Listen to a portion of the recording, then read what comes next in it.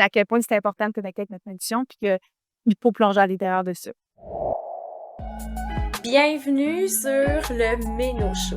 Ce podcast est destiné aux femmes en préménopause, des femmes engagées dans leur bien-être. Surtout pour celles qui ont envie de traverser cette phase sans perdre le contrôle sur leur corps, sur leur alimentation et sur leur vie.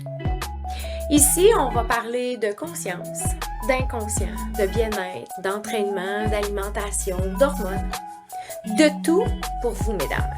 Bienvenue sur le show. Bonjour, bienvenue sur le show. Comme vous voyez, j'ai comme changé un peu le décor et j'ai même une super invitée aujourd'hui. Je suis tellement contente de la recevoir. Juste avant qu'on entre en ondes, puis on s'est parlé ce matin par vocal, juste qu'est-ce qu'elle avait envie de venir vous partager. J'étais comme, ouh, que j'ai hâte de la recevoir. Marie-Joëlle, bienvenue. Que je suis contente. Merci pour l'invitation. Ça me fait vraiment plaisir. Marie-Joëlle, comment on te définit, comment on te présente au juste? En fait, je me présenterais comme étant une maman, une femme créative, intuitive, évidemment, monoparentale actuellement, qui a eu des conflits pour vrai avec les hormones. J'ai vraiment eu des difficultés avec les hormones, puis ça va non, mais il y a une partie de moi qui a été obligée, confrontée à devoir plonger à l'intérieur de moi dans cette vulnérabilité-là. Parce qu'il y a, je trouve, une incompréhension parfois à travers les cycles de la femme.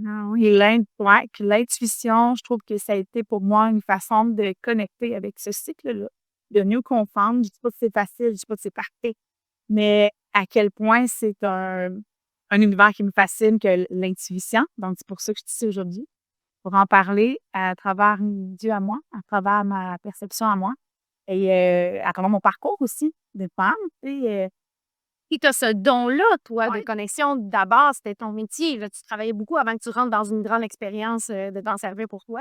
Oui, oui, carrément. C'est ça. Oui, c'est encore mon métier, en fait. Joël, dans le fond, on s'est connus dans une cohorte. On était toutes des entrepreneurs qui travaillaient ensemble et Marie-Joëlle a des grands dons de voyance. Mais je pense que l'intuition, quand c'est pour nous, des fois, c'est un petit peu plus difficile. Hein? Oui, en effet. Moi, ça fait 16 ans que je pratique la clairvoyance. C'est mon métier. Et il y avait toujours une facilité fluide à le faire pour les autres. On me servir de cette intuition-là sous forme de clairvoyance pour les autres. Mais j'ai envie de parler, entre autres, c'est quoi la différence entre la clairvoyance et l'intuition? Oui, est-ce que les amis de voiture? Oui, parce que pour moi, je trouve qu'il y a une grande différence entre faire de la clairvoyance et être dans l'intuition. Et je pense que les femmes en ont besoin, de connecter avec cette intuition-là. Est-ce que tu es d'accord qu'on l'a tous? Oui. Ouais. Oui, clairement. Ouais. Oui. Puis je pense que c'est. Et quand on est enfant, on est connecté à cette intuition-là. Moi, je l'ai perdu personnellement à l'adolescence. Heureusement, j'avais mes vies ésotériques qui m'ont permis d'alimenter ça, de garder ça. Mais aujourd'hui, ce que j'ai envie de dire aux femmes de tous les âges, moi aussi aux hommes, mais là, aux femmes de tous les âges ici, c'est à quel point c'est important de connecter avec notre intuition puis qu'il faut plonger à l'intérieur de ça. Et c'est interrelié, je trouve, avec notre enfant intérieur aussi. Avec les mouvements de notre intérieur, avec nos états vulnérables, avec notre feeling ici, là, on sent là. C'est comme une espèce de oui ou de non. Je pourrais donner l'exemple de avant de me séparer, mon ex-mari, je le sens tout pour moi. Je sentais le nombre de femmes qui viennent me voir en voyance, qui disent je le sens que c'est pas l'amour de ma vie, mais je le sens que c'est pas. Je le sens qu'il faudrait que je fasse ça, il faudrait que je quitte cet emploi. Pourquoi on ne s'écoute pas? Mais, puis, dans le fond, tu dirais que l'intuition, si on l'a tous, est cachée en dessous de quoi? La peur, parfois. Ouais. La peur, le doute, des traumas d'enfance, de quoi, je pourrais dire, où on a osé l'écouter, puis qu'on s'est fait dire non. Ou on s'est fait dire, hey, là, t'es comme, OK, ben, j'écouterai plus ça de base. Là, on vient à se dire, ben, je vais vraiment y aller en fonction de ce qu'on me dit d'être, au lieu de me connecter avec cette partie-là de soi. Ouais. Comment on pourrait commencer doucement à reconnecter avec notre intuition, moi? Écoute, petite parenthèse, j'ai fait ma première cohorte de clairvoyance. En gros, j'enseigne l'intuition et la clairvoyance aux gens. Et je viens de terminer ma première cohorte. Il y avait 11 étudiants inscrits. Ça a duré 5 semaines. Fait que je peux vraiment concrètement valider ce que j'ai transmis. Je vais pas faire un résumé du cours, évidemment, ici, là, mais je peux complètement officiellement te dire qu'à la fin des 5 semaines, ce que j'ai remarqué, c'est que les gens, ils avaient des gens devant eux, mais à la fin, leur confiance en eux, les étoiles dans leurs yeux, leur estime d'eux-mêmes face à leur intuition était vraiment amplifiée. Puis comment ils se sont rendus là? Ben, c'est avec des exercices quand même. C'est avec vraiment, moi, j'ai enseigné vraiment des techniques de concentration, des techniques pour faire la différence entre c'est quoi l'imaginaire, c'est quoi la peur, c'est quoi l'intuition? Parce que c'est toutes des petites choses qui peuvent monter à l'intérieur pour venir comme décoder la nuance puis la différence en chacun de ces états-là. Ah ouais, écoute, c'est tout un processus, là. Mais par où qu'on pourrait commencer pour, premièrement, des techniques de méditation, des techniques d'ancrage pour aller à l'intérieur de ça. Dans la vérité, en fait. Ah oui, ça, la rébellion, ça devenait reconnecter à la vraie vérité, puis de tasser mes doutes, les peurs, les craintes, puis qu'on a comme construit comme carapace. Moi, j'ai envie de dire, là, faudrait. Ouais, hein. Oui, vraiment. Ouais. Oui, parce que, tu sais, parce que quand notre petit bout intérieur, parce que pour moi, l'intuition, c'est comme notre petit bout intérieur en même temps, mais quand elle nous dit, go, vas-y, puis qu'on se dit, ouais, mais si je le fais, je vais peut-être faire de la peine à cette personne-là, ou si je le fais, je vais peut-être comme me tromper, ou si je le fais. Fait qu'on vient à douter de notre go right. Ouais, exactement, je comprends. Fait que c'est super important, je pense, c'est la pratique aussi au fil des années. Et c'est d'encourager aussi les enfants, les ados, ceux qu'on aime. Tu sais, quand une amie se confie à toi, puis elle te dit, j'ai le feeling que ben, c'est de dire, ben, fais confiance à ton feeling. Et pas essayer de dire qu'est-ce qu'on pense qui sera mieux pour elle. Ouais. D'encourager. Moi, c'est ça que j'ai aimé dans ma cohorte, c'est que j'ai mis un miroir devant les gens, puis j'ai dit, fais-toi confiance, fais-toi confiance. Leur réflexe, la plupart du temps, était d'aller, moi, je suis correcte, je suis dans le champ. J'ai pas besoin de te valider. Fais-toi confiance, fais-toi confiance. On attend tellement, ben, j'ai attendu, moi, dans ma vie, pas d'approbation. Je serais telle, je me dis, je peux attendre longtemps. Là. Oui, c'est ça, c'est ce que j'allais dire. Puis des fois, ce qui est, tu sais, en tout cas, moi, ce que j'ai remarqué de mon côté, c'est que on va avoir une certaine validation, mais c'est pas exactement comme ça qu'on la voulait. Fait que là, on l'invalide, hein? Fait que c'est comme si c'est pas assez, tout ça. Fait qu'au final, la meilleure validation, c'est la nôtre, là. Vraiment.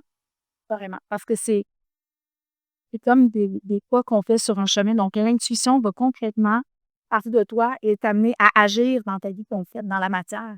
Donc, on ne parle pas juste d'avoir des feelings dans ta tête et de rester figé. Quand tu as une intuition, que tu la suis, ça amène des changements dans ta vie. Automatiquement. Puis, tu sais, les femmes ici à qui on parle, c'est des femmes en préménopause. Donc, cette phase-là, c'est une phase qui est beaucoup dans le chaos. Et ben, tu as vécu un chaos aussi et tout ça. Est-ce que tu crois qu'on se déconnecte plus de notre intuition pendant qu'on est dans le chaos ou c'est encore plus important d'y reconnecter? Comment tu vois ça? Ça, oui, question est vraiment pertinente. Wow! Écoute, je vais faire référence, moi, me concentrer sur mon carré heureuse, mais mon carré postpartum de mes enfants, tu sais, mon divorce, tout ça. J'ai eu le diagnostic du trouble dysphorique prémenstruel. C'est comme un truc que 8% malade hormonal, d'abord. Dans ces périodes de chaos, il aurait fallu que quelqu'un me dise hey, va dans toi, là. Reviens à l'intuition. Parce que pour vrai, genre, il me sentait incapable d'y aller.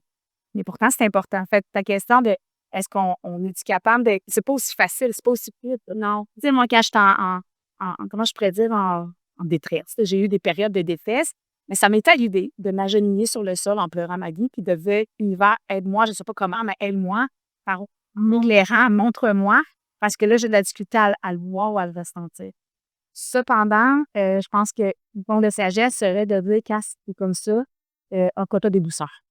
C'est tellement important. Tellement important d'offrir des douceurs, que ce soit un bain chaud, dans une doudou, de te faire des câlins, d'en parler avec quelqu'un de confiance qui peut t'accompagner là-dedans.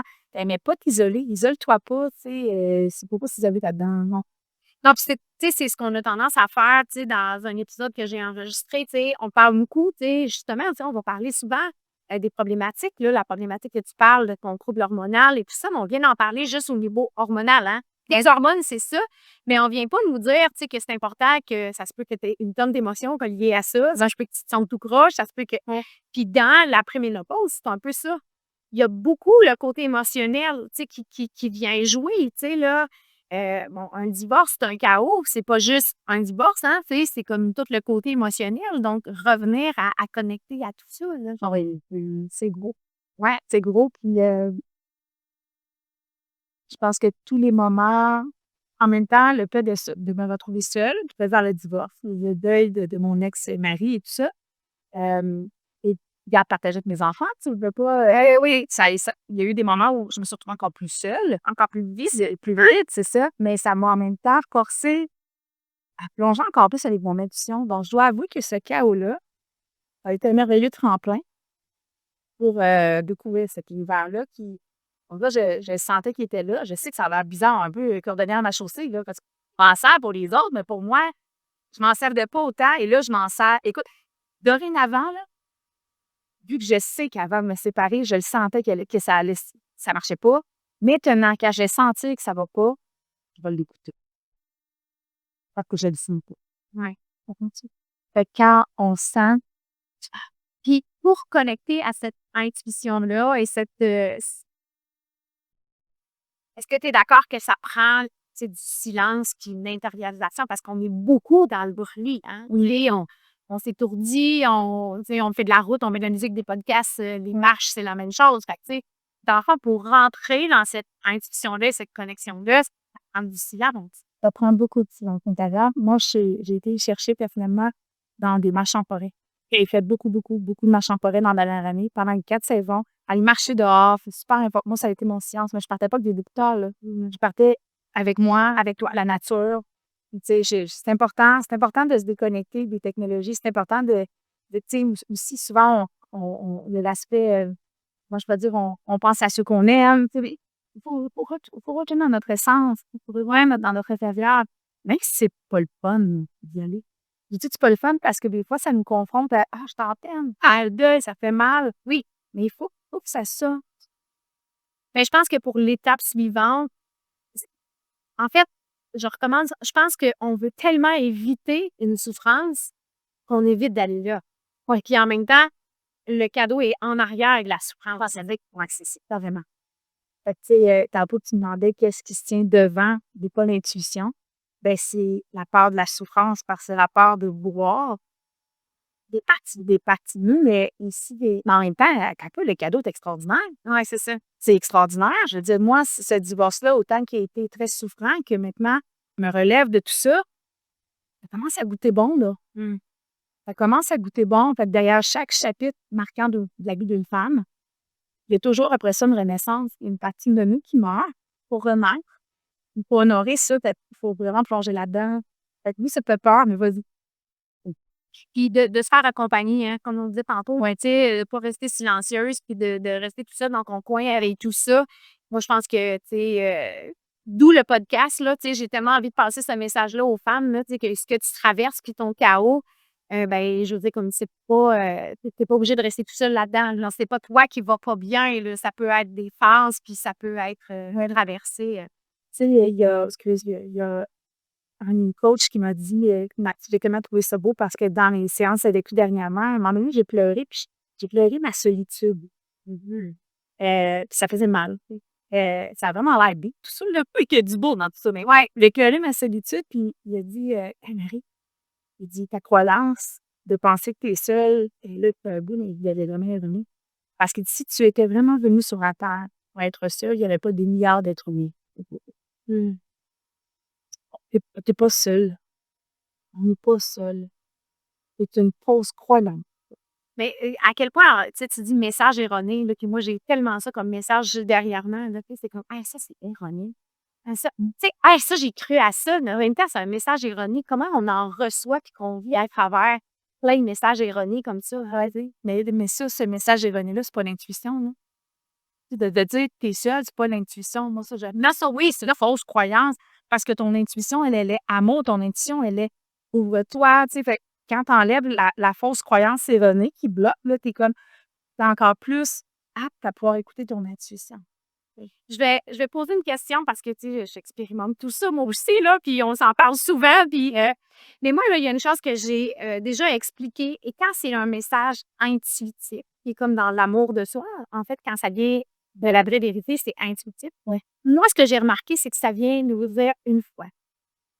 Et quand c'est plus un message comme dans la peur, les doutes et tout ça, ça va être répétitif. T'es sûr que c'est une bonne idée? T'es sûr que c'est une bonne idée? Tu sais, on dirait là que. Ouais. Et là, on se met à écouter vraiment beaucoup ça. Mais quand c'est tout doux, là, puis ça fait comme. Ça ne viendra pas de dire vas-y, vas-y. Ah, c'est pas répétitif quand ça lit l'intuition. Est-ce que c'est.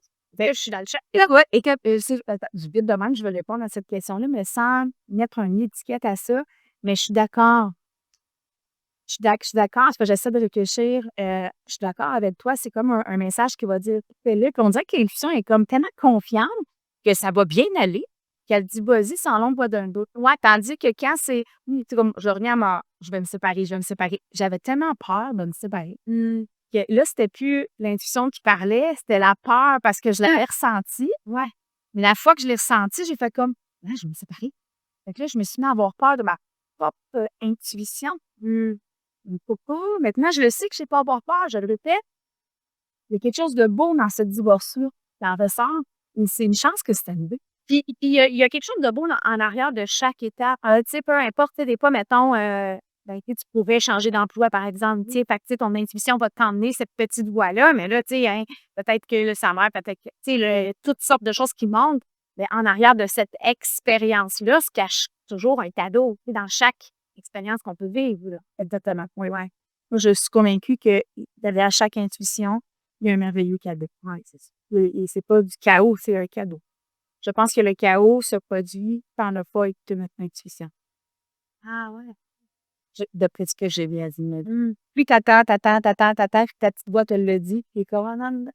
Ben, il y a des deux gars qui te font comme, ben, on te l'avait dit, bien, c'est correct. Je pense qu'il faut accueillir l'intuition, mais que ça prend beaucoup de sagesse. Puis je pense, pour vrai, il faut soit être un enfant, toute naïve et toute cute, pour dire, ben, voici l'intuition, puis je la suis, je la guette. Moi, on le perd, parce que ben, on était tous un enfant qui l'avait, là. Ouais, ouais. C'est pour ça, moi, avec mes étudiants, par où je passe, c'est on connecte à l'enfant.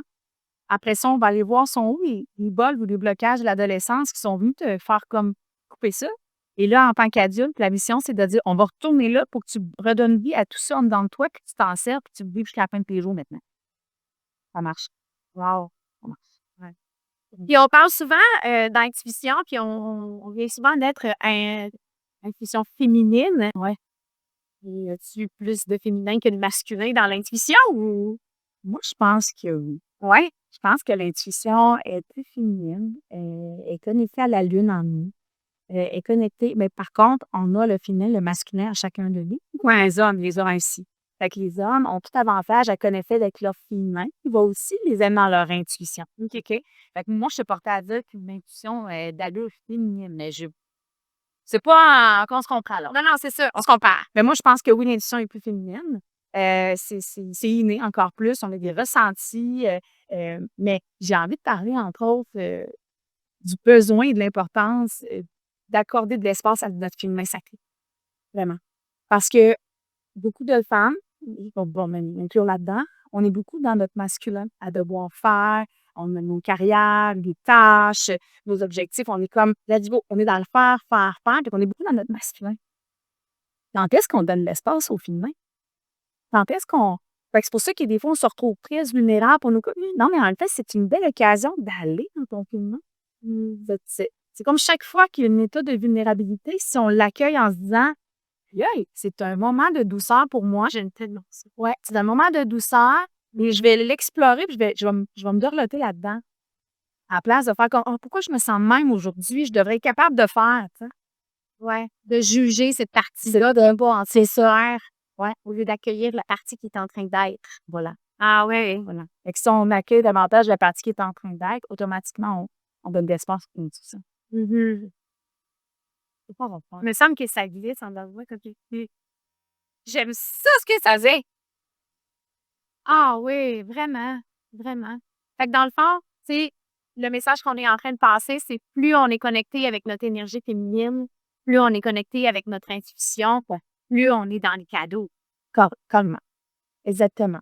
Exactement. Puis c'est vraiment un voyage. C'est le plus beau des voyages que tu peux te faire. Puis, tu sais, si t'es pas capable dans ton quotidien de faire trop de tâches ou autre, je t'invite vraiment à aller soit dans un autre genre d'environnement temporairement, que ce soit un séjour ailleurs, une nuitée quelque part, un voyage peut te le permettre, que ce soit de dire: «Je vais aller chez une amie pendant 2 jours», si tu peux pas te payer quelque chose.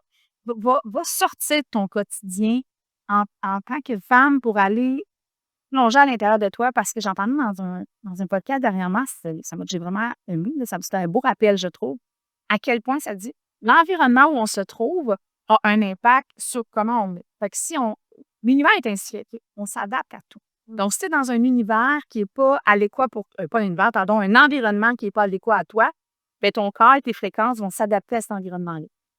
Fait que ça peut t'amener à diminuer tes fréquences. Fait que si tu dis, moi, quand je suis chez nous, j'ai l'impression qu'il y a juste les tâches que je vois, on dirait que j'ai juste les corvées ou les responsabilités. Je ne suis pas capable de me laisser à l'intérieur de moi. Je suis découragée. Bien, sors de l'environnement temporairement pour aller te ressourcer puis le chercher ailleurs. Parce que je comprends qu'il y a quoi dire médite à tous les jours, va prendre un bain chaud. Bien, des fois, c'est pas assez.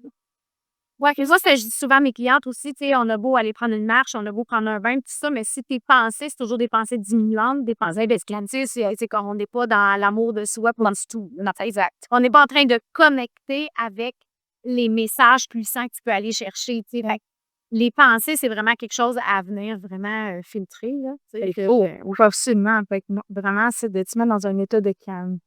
Un état de calme, puis d'accepter que des fois, là, je vais te le dire, là, si tu as l'impression qu'il faut que tu pleures, puis tu as un moton, je dis ça, ça m'est arrivé de dire ça à mes clients, là, une cliente entre autres, dire que tu as un moton ici, là, essaie pas d'aller comme comprendre ce qui se passe là, si c'est pris là. Ouais. Laisse sortir ce qui est ici. Arrête, tu veux l'accéder, ouais, tellement. C'est important de pleurer des fois ou de canaliser ça différemment. Ça peut être d'écrire un mot, ça peut être le morceau qui est ça. Il faut faire ça. Rentrer dans. Exactement. Parce que pour moi, dans mes amours, l'intuition, c'est ici. La clairvoyance, c'est là. C'est ça que j'enseigne. La clairvoyance, c'est ici. L'intuition, elle est là. Pas pareil. C'est pas pareil. On peut être vraiment clairvoyant sans connecter notre intuition. Je sais pas, je parle. ce que tu veux dire, c'est qu'avant, tu étais beaucoup plus dans la clairvoyance de. Ouais. La dernière année, à la suite de mes 2 enfants, postpartum, mon divorce, tout ça, ça m'a pris à bien aller là-dedans. Ouais, ça, vraiment. Merci d'être. Ouais, franchement, merci. Fait que, à chaque chaos, début cadeau. Vraiment. Fait que, je suis contente d'avoir vécu ça. Je dis pas que c'est facile, mais ça nous change pour le mieux après. Mais je sais pas, tu sais, comment ça va vous rejoindre, mais moi, là, ça vient de me toucher comme vraiment profondément. C'est juste pour vous dire à quel point, tu sais, Marie-Joëlle, c'est une clairvoyante. Marie-Joëlle a une connexion, puis elle a dû traverser quand même ces étapes-là pour reconnecter à quelque chose. Tu sais, donc, on se demande, hein, tu sais, comme un peu d'être parfaite très souvent, puis mais, tu sais, même toi, Ouais, ben oui, même toi, tu dû replonger dans cette partie-là qu'on pouvait considérer que tu avais comme déjà, là, tu sais. Tout le monde est une référence, là. C'est, tu sais, si vous connaissez pas Marie-Joëlle, là, il est grand temps. Mais c'est vraiment ça, tu sais. Fait que, tu sais, pour nous, tu avais tout ça et tu as dû, toi aussi, mettre un genou par terre, tu sais. Puis, tu sais, ça prend beaucoup d'humilité, tu sais. Moi aussi, cet été, j'ai touché, j'en ai parlé un peu, mais même moi aussi. Ah, même si je suis full outillée et tout ça, là, il y a une partie de moi qui a dû aller toucher, puis mettre un genou à terre pour recréer une reconnexion. C'est ça qu'on parle souvent aussi dans la préménopause, c'est qu'il y a une espèce de crise identitaire qui te permet juste de te réidentifier. Si tu fais comme crise identitaire, que c'est juste un état de panique, tu vas rester dans cet état de panique-là. Mais si tu t'en sers de cette crise identitaire-là pour faire comme, hey, j'ai l'opportunité de replonger à l'intérieur de moi, d'éliminer, de tasser ce qui est plus nécessaire, là, il y a un cadeau. Vraiment. Vraiment, vraiment. Il y a des, tu sais, puis moi, j'ai envie de dire aux femmes qui sont en préménopause, ménopause, tout ça, là, c'est comme un dernier pont à traverser avant d'atteindre une ville majestueuse. Je le sais que ça peut avoir l'air, mais ça va être un univers plus doux un coup que tu vas traverser ça. Fait que vraiment, là, si t'es là-dedans, puis que tu sens que c'est difficile, puis que Caroline, comment c'est encore plus important que jamais que tu prennes le temps de collecter avec ton intuition si tu ne l'as pas fait encore. Vraiment. Pour que ça devienne. Puis moi, l'image que j'ai, c'est une métaphore, mais c'est comme si je te vois, puis que toi, être sur le pont, puis faire comme puis dis à ta petite fille intérieure, là, qu'elle vienne marcher avec toi, puis qu'elle tienne la main sur le pont pour marcher ensemble. Tu vas voir, vous allez avoir du fun après. Tu sais, mais il faut donner de l'espace à cet enfant intérieur-là qui est la voix du ciel, je trouve. Je trouve que les enfants ont la voix du ciel. On a tous été enfants, puis on l'est encore. Tu sais, il y a une citation que j'aime beaucoup qui disait: «Un adulte créatif est un enfant clôturé». Fait qu'on peut tous faire usage de notre créativité. Puis la créativité, c'est pas juste artistique, c'est dans notre façon de faire pop-up, de prendre soin de ceux qu'on aime, d'enseigner, de travailler sur des projets, de travailler les plantes, la création, whatever, là, OK? De comment on s'habille, d'être dans la créativité de qu'est-ce qu'on veut être, tu sais. Puis oui, on est porté à parler de l'enveloppe corporelle. Ah, où est-ce que j'en suis? Qu'est-ce qu'il y en a? Plonge-en dedans, pousse-toi. Ça va être encore plus fabuleux, puis ça va émaner, tu sais. Puis si c'est bloqué, si je le répète, tu n'as même pas le droit de débloquer ça, c'est correct. C'est comme si, mais ton image, moi, je suis très visuelle aussi, très créative. Fait que là, l'image, là, tu sais, c'est comme marcher sur le pont avec cet enfant-là en ayant du plaisir, traverser cette passe-là, pouvoir remarquer. On est en train de se recréer, hein, tu sais, les enfants sont plus grands, il y a comme vraiment la recréation. Fait que, tu sais, c'est qu'on traverse le pont, Seigneur, tu sais. Oui, oui. Oui, parce que quand on donne la vie, on n'est pas porté à prendre la main de notre petite fille intérieure parce qu'on prend la main de nos enfants. Puis on est là avec eux, on donne la main. Puis tu sais que tu as des enfants, tu n'en es pas. Si on s'entend, tu peux être une femme dans la proménopause qui n'a pas d'enfant non plus, puis qui vit quand même un chamboulement hormonal, une transformation hormonale. C'est une occasion de le faire pour nous. Ouais, il y a deuil à faire. Vous savez, hein, ben oui, bon.